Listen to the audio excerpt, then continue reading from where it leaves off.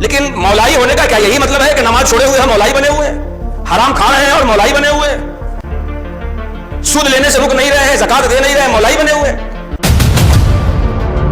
آپ جن کے طریقے پہ ہونے کا دعویٰ کرتے ہیں، صرف دعویٰ سے کام نہیں بنے گا۔ غوث پاک ہمارے ہیں، خواجہ صاحب ہمارے ہیں، ابھی محرم شریف کا مہینہ آ جائے گا تو ہر آدمی ہاتھ میں جلوس لے کر کے حسین ہمارے ہیں۔ فقط اس دعوے سے آپ نہیں ہوں گے۔ ان اول الناس بابراہیم للذین اتبعوہ، جو ابراہیم کا متبع ہے بھلے زبان سے ایک مرتبہ نہ کہے کہ ہم ابراہیم کے مذہب پر ہیں، اس کے وجود کا ہر بار اس کا اعلان کرے گا کوئی ابراہیم کے مذہب پر ہے۔ اس زمانے میں خوب ہلہ چل پڑا ہے، شور لوگ اٹھانے لگے ہیں، کوئی کسی کا جھنڈا اٹھائے ہوا ہے، کوئی کسی کا جھنڈا اٹھائے ہوا ہے، اور کسی کو کسی سے اتباع میں اور عقائد و اعمال میں کوئی مطلب نہیں رہ جاتا۔ اس کے حتمی لوازمات اور ضروری امور کیا ہیں؟ ان چیزوں پہ اللہ سبحانہ و تعالیٰ نے ان دونوں آیتوں میں گفتگو کی، حقیقت کو اجاگر کیا اور افراط و تفریط میں مبتلا لوگوں کو سیدھی راہ کی جانب رہنمائی کی۔ دراصل معاملہ یہ تھا، سرکار دو عالم صلی اللہ تعالی علیہ وسلم کے مقدس زمانے میں یہودیوں کا دعویٰ تھا کہ حضرت ابراہیم علیہ السلام یہودی تھے، نصارہ اس بات کے دعوے دار تھے کہ حضرت ابراہیم نصرانی تھے۔ چونکہ حضرت ابراہیم علیہ السلام کی جو شخصیت تھی وہ بڑی معتبر، مقتدی، امام الموحدین، ابو الانبیاء ہونے کی وجہ سے اس وقت کے پائے جانے والے جتنے مختلف طبقات تھے سب کے نزدیک مسلم تھی، اور سب کا دعویٰ تھا کہ ہم اس روش پہ ہیں جس پہ ابراہیم تھے، اور ابراہیم کا وہی طریقہ تھا جو ہمارا طریقہ ہے۔ ہر طبقات کا اپنا دعویٰ تھا کہ ابراہیم کے طریقے پہ ہم ہیں، ہمارا راستہ ابراہیم علیہ السلام کا راستہ ہے۔ یہود الگ اس کے دعوے دار، نصارہ الگ اس کے دعوے دار، دیگر جو طبقات تھے مشرکین میں سے وہ بھی اس کے دعوے دار۔ ایسے موقع پہ جب نبی کریم صلی اللہ علیہ وسلم سے ان کی باتیں ہوئی اور یہود و نصارہ نے اس دعوے کو جتایا کہ ہم ابراہیم کے طریقے پہ ہیں، ابراہیم یہودی تھے، نصارہ نے کہا ہم ان کے طریقے پہ ہیں، ابراہیم نصارہ تھے، تو اللہ سبحانہ و تعالیٰ نے ان گتھیوں کو سلجھاتے ہوئے اور حقیقت حال سے اپنے بندوں کو آگاہ کرتے ہوئے فرمایا ما کان ابراہیم و یہودیوں ولا نصرانیہ، ابراہیم نہ تو یہودی تھے نہ نصرانی تھے، ولیکن کان حنیفا مسلما، ابراہیم تمام باطل ادیان سے منہ موڑ لینے والے اور صرف اللہ تبارک و تعالیٰ کی فرما برداری کرنے والے اور اس کے احکام پہ عمل کرنے والے تھے۔ وما کان من المشرکین، اور ابراہیم مشرکوں میں سے بھی نہیں تھے۔ اور اگلی آیت میں پھر اللہ تعالیٰ نے فرمایا کہ ابراہیم کے طریقے پہ کون ہوگا، ان اول الناس بابراہیم للذین اتبعوہ، ابراہیم کے طریقے پہ اور ابراہیم کے نقش قدم پہ ہونے کے لیے اتنا کافی نہیں ہے کہ ابراہیمی ہونے کا کوئی دعویٰ کر لے کہ ہم ابراہیم کے طریقے پہ ہیں، یا ابراہیم کو اپنے طریقے پہ بتا دے کہ ابراہیم یہودی تھے اور نصارہ تھے۔ اس سے کوئی ابراہیم کا قریبی نہ بنے گا، اس سے کوئی ابراہیم کی روش پہ نہ ہوگا، اس سے کوئی ابراہیم کے طریقے پہ نہ ہوگا۔ ان اول الناس بابراہیم للذین اتبعوہ، ابراہیم کے طریقے پہ تو وہ لوگ ہوں گے جو ابراہیم کے متبع ہوں گے، ابراہیم کے پیروکار ہوں گے، جو ان کے عقائد اور اعمال میں ان کی پیروی کرنے والے ہوں گے۔ ابراہیم کی روش پہ، ابراہیم کے نقش قدم پر وہ لوگ ہیں، وہ ہوں گے جو عقائد و اعمال میں، افکار و نظریات اور احوال و اعمال میں حضرت ابراہیم کی پیروی کرنے والے ہوں گے۔ اور یہ نبی جو مبعوث ہوئے ہیں یہ ابراہیم کے طریقے پہ ہیں، ان کے ساتھ ایمان لانے والے ابراہیم کے طریقے پہ ہیں۔ واللہ ولی المومنین، اور اللہ ایمان والوں کا دوست ہے، ان کا قریبی ہے، ان کا ولی۔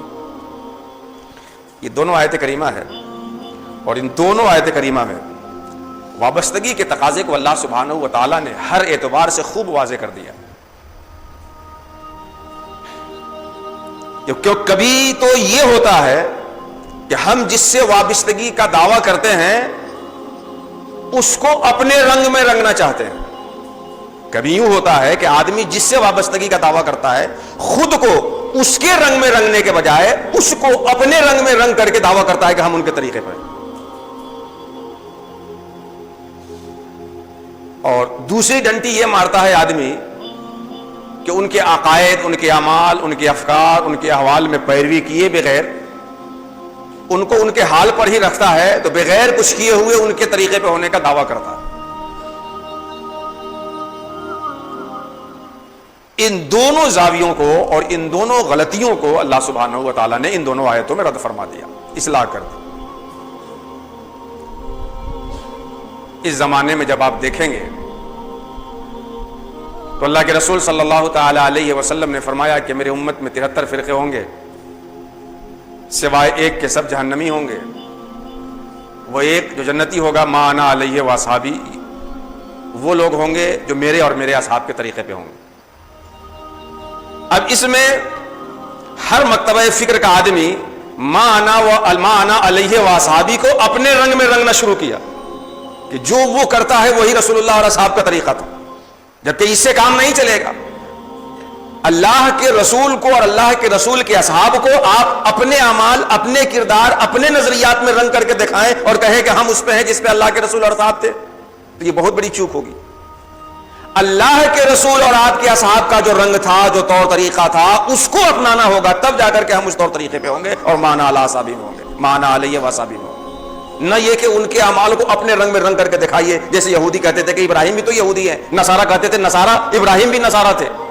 تو آپ بھی اپنے افکار اور نظریات کو بڑھا لیجیے اور اس میں صحابہ اور تابعین کو اور قرن اول کو لگا کے دکھائیے اور کہیے کہ صحابہ بھی ایسے تھے، تابعی بھی ایسے تھے. ایسے نہیں ہوگا، صحابہ جیسے تھے ویسے آپ بنیے، تب جا کے مانا علیہ واصحابی میں شامل ہوں گے. اور دوسری چیز، آپ جن کے طریقے پہ ہونے کا دعویٰ کرتے ہیں، صرف دعویٰ سے کام نہیں بنے گا، آپ کو ان کی اتباع کرنی ہوگی. غوث پاک ہمارے ہیں، خواجہ صاحب ہمارے ہیں، ابھی محرم شریف کا مہینہ آ جائے گا تو ہر آدمی ہاتھ میں جلوس لے کر کے حسین ہمارے ہیں. فقط اس دعوے سے آپ نہیں ہوں گے. ان اول الناس بابراہیم للذین اتبعوہ، جو ابراہیم کا متبع ہے بھلے زبان سے ایک مرتبہ نہ کہے کہ ہم ابراہیم کے مذہب پر ہیں، اس کے وجود کا ہر بار اس کا اعلان کرے گا تو ابراہیم کے مذہب پر ہے.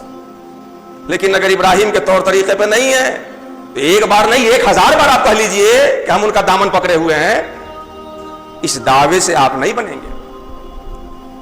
ان اول الناس بابراہیم للذین اتبعوہ، ابراہیم کے قریبی تو وہ لوگ ہوں گے جو ابراہیم کے متبع ہیں، عقائد میں اور اعمال میں.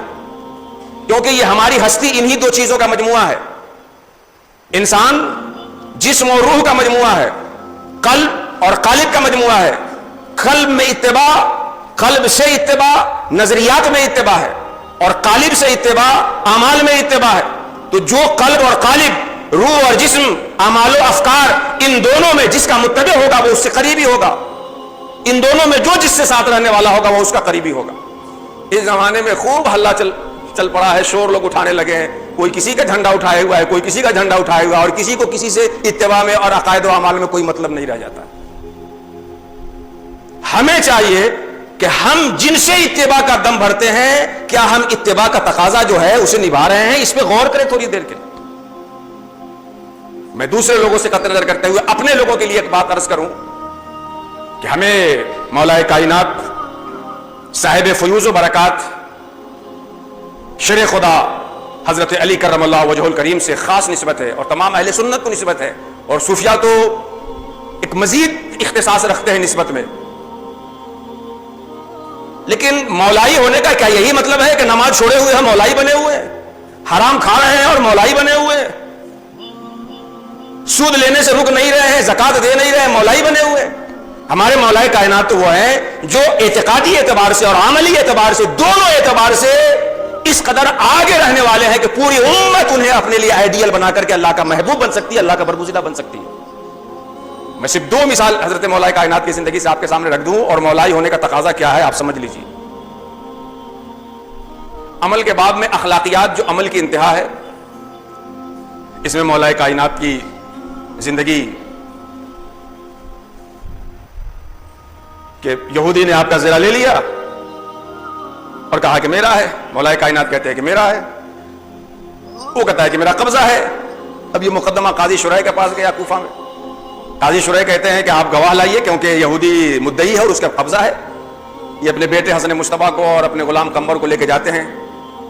قاضی شرح کہتے ہیں کہ باپ کے حق میں بیٹے کی گواہی نہیں مانی جائے گی، اور قاضی شرح یہودی کے حق میں فیصلہ کر دیتے ہیں. آپ اندازہ لگائیے آج اگر کوئی پردھان بن جاتا ہے, ودھائک بن جاتا ہے, سانسد بن جاتا ہے, تو پورے انتظامی عملہ کو اپنے کنٹرول میں کرنے کی کوشش کرتا ہے. امیر المومنین خلیفۃ المسلمین حاکم وقت ہیں اور اپنے قاضی کے پاس جا کر کے اپنا مقدمہ حل کر رہے ہیں, اور ان کی گواہ کو جب قاضی رد کر رہا ہے تو آپ اس پہ دباؤ نہیں بنا رہے ہیں. آپ اپنا زرا یہودی کے حوالے کرتے ہیں, باہر جب آتا ہے یہودی تو زرا آپ کے قدموں میں پھینک کر کے اپنے وجود کے آپ کے قدموں میں نثار کر دیتا ہے کہ علی جو اتنا سچا ہو کہ اپنے قاضی کے پاس جا کر کے اصول کا پابند ہو, وہ ماننے والا شخص اور اس کا مذہب جھوٹا نہیں ہو سکتا ہے. مجھے بھی آپ اپنے غلاموں میں شامل کر لیجئے, مسلمانوں میں داخل کر لیجئے. اور علم کے باب میں حضرت علی کا مقام دیکھیے کہ جمعہ کا دن تھا, مسجد کوفہ میں حضرت علی خطبہ دے رہے تھے. خطبے کے دوران کسی نے ایک میراث کا سوال کیا, کوئی مر گیا تو اس کے مال میں سے کس کا کتنا حق ہوتا ہے. یہ مسئلہ آج کل اتنا ٹف ہوتا ہے کہ شاید 2-4 مفتیوں میں 200-400 مفتیوں میں 1-2 صحیح ہوتے ہیں جو میراث کے مسئلے کو صحیح حل کر سکے. یہ اتنا ٹف مسئلہ ہوتا ہے. اور میراث میں بھی وہ میراث کا مسئلہ جس میں اول ہوتا ہے وہ تو اور ٹف ہوتا ہے, میراث جاننے والے جانتے ہیں, جس میں مسئلہ آئلہ ہو جائے. حضرت علی سے جب خطبے کے دوران یہ سوال کسی نے کیا تو حضرت علی نے اس کے جواب کو یوں دیا کہ جس سجا میں آپ خطبہ دے رہے تھے, یعنی خطبہ کے حروف کے آخری لفظ جو آ رہے تھے اس لفظ میں بھی کوئی تبدیلی نہیں ہوئی, اور سائل کے سوال کا جواب عطا فرما دیتے ہیں. جس کو مسئلہ ممبریہ سے میراث میں تعبیر کیا جاتا ہے, مشکل ترین مسئلہ ہوتا ہے, حضرت علی یوں حل کر دیتے ہیں. اور آج ہم وضو کیسے کیا جائے پتہ نہیں ہے, نماز میں 100 ہو جائے تو 12 بجے رات کو مفتی صاحب کو فون کر کے فاضل صاحب ہو کر کے اور مولائی بن کر کے گھوم رہے ہیں صاحب, اور اسی پہ لڑے پڑے ہیں. ان اول الناس بابراہیم الذین اتبعوہ, کسی کا کوئی قریبی کب ہوگا جبکہ وہ اس کے افکار میں اس کے اعمال میں متبع ہوگا. اللہ سبحانہ و تعالیٰ کی بارگاہ میں دعا ہے کہ مولا دن بدن اٹھنے والے فتنے سے ہم سبوں کی حفاظت فرما. جن کی محبت ہمارے سینوں میں ہے ہمیں ان کی اتباع کی اور ان کے نقش قدم پہ چلنے کی توفیق عطا فرما. آمین آمین یا رب العالمین. وما علینا الا البلاغ المبین. السلام علیکم ورحمۃ اللہ وبرکاتہ.